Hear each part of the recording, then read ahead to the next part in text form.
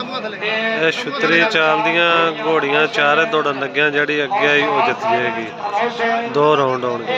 ਚਾਰੇ ਘੋੜੀਆਂ ਸ਼ਖਸਨ ਪੁਰਖਾਂ ਦੀਆਂ। ਇਹ ਸ਼ਖਸਨ ਕੁਰਸੀ ਇਹਨਾਂ ਦੇ ਵਿੱਚੋਂ ਫਸਟ ਸੈਕੰਡ ਲੱਗ ਸੀ। ਹਾਂ ਤਾੜੀ ਆਉਣੀ ਚਾਹੀਦੀ ਹੈ, ਤਾੜੀਆਂ।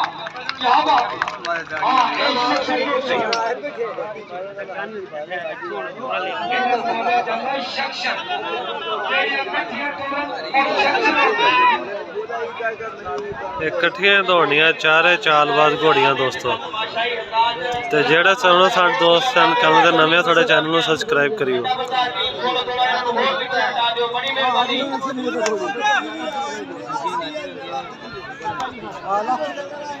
ਇਹ ਚਾਰ ਘੋੜਿਆਂ ਦੀ ਸੈਕਸ਼ਨ ਹੋ ਸੀ। ਹਾਂ ਔਰ ਕੰਡੇਦਾਰ ਮੈਚ ਹੋ ਸੀ।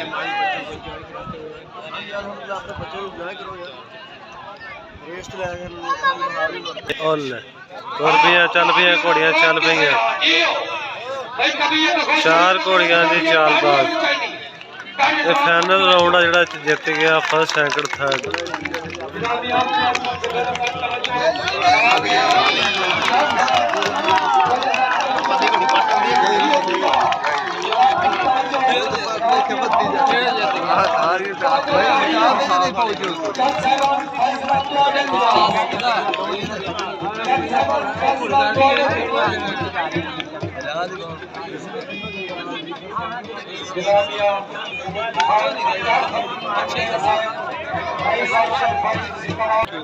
लो जी आखिरी राउंड और फाइनल राउंड।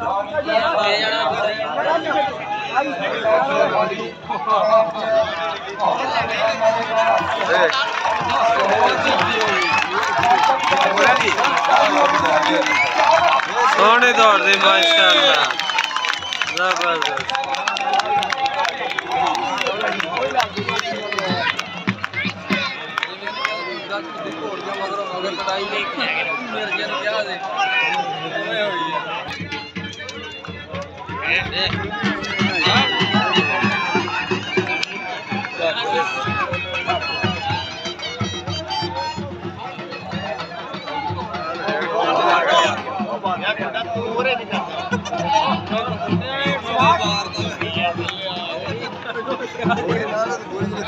मोरे आ गया।